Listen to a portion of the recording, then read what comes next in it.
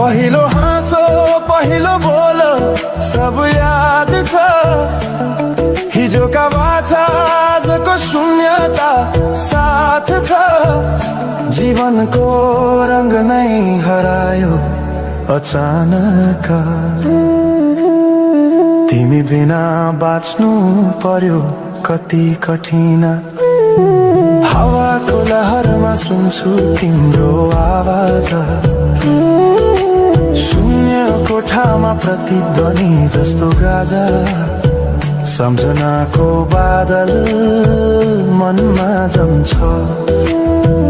रातको निद्रा फेरि कहाँ